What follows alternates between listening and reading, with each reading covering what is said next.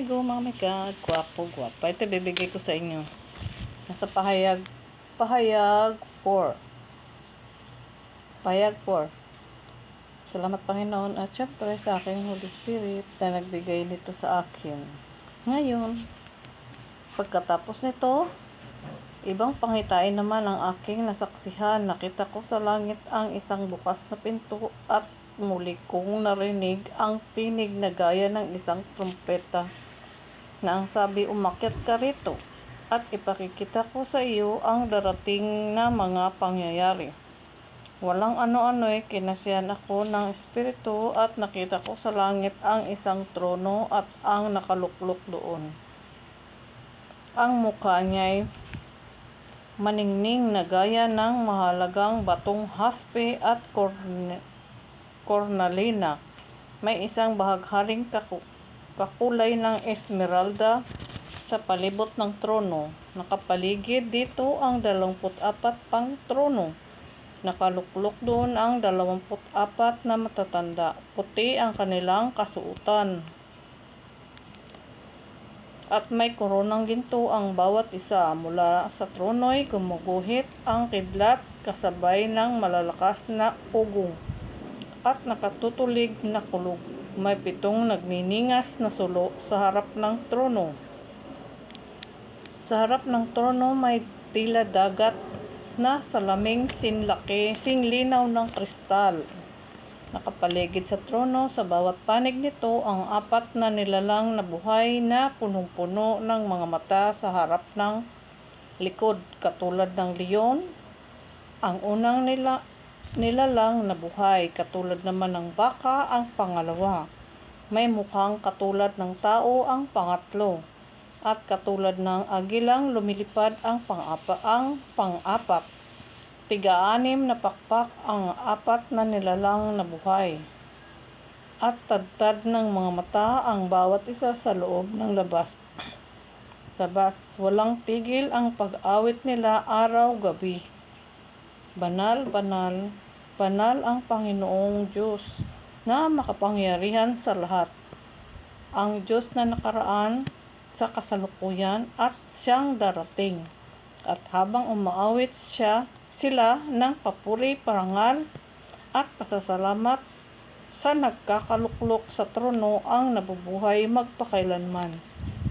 Ang 24 na matanda na may nagpatira pa sa harap ng trono at sinasamba ang nakaluklok doon ang nabubuhay magpakailanman. Inaalay nila ang kanilang korona sa harap ng trono at sinasabing, aming Panginoon at Diyos, karapat-dapat kang tumanggap ng papuri, paggalang at kapangyarihan pagkat ikaw ang lumalang sa langit at bagay at ayon sa iyong kagustuhan sila'y nilalang mo at pinanatili. Amen. Yan po sa 4 ng pahayag.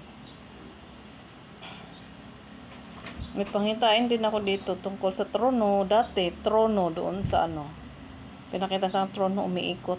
Isa lang. Trono. Nag-react yung Holy Spirit ko. Pinakita sa akin yung trono dati. Doon yun sa sa parang doon sa Vatican. Doon. Tapos itong kristal, meron din pinakita sa akin noon. Nag-react yung Holy Spirit ko doon sa Vatican. Yung kristal na bulaklak. Tapos, siya? Isang palasyo. Kristal na bulaklak. Isang palasyo. Yung bulaklak na pinakita sa akin, para siyang diamante. Tapos, kumikinang. Tapos, siya? Bulaklak ng lotus. Yun ang pinakita sa akin. Dati. Mga dati ka pang mga nauna tong kristal. Pinakauna tong kristal na na bulaklak. Pinakita sa akin na mga isang bulaklak na buo tapos mga palasyo yung nandoon sa loob. Tapos nakikinang mga building, marami doon pinakita sa akin. Umaga yung pinakita sa akin. At saka itong trono. Itong trono nung nung dito sa Vatican yung may mga pagkatapos nung conclave ni Father Father Leo XIV. Sunod-sunod na yun doon. Bago yun. Pagka ano niya, inano to sa akin, yung trono, umiikot talaga. Tapos itong kristal na bulaklak ng lotus. Ito yung pinakitaan niya ako ng ganito, ng Holy Spirit ko, trono at saka itong ano. Yun lang po, patuto ko at salamat kung kayo naniniwala. Salamat pa rin. Huwag pagpalain tayo lagi ng Panginoon. Sumasa atin nawa siya at iligtas tayo sa anumang kapahamakan.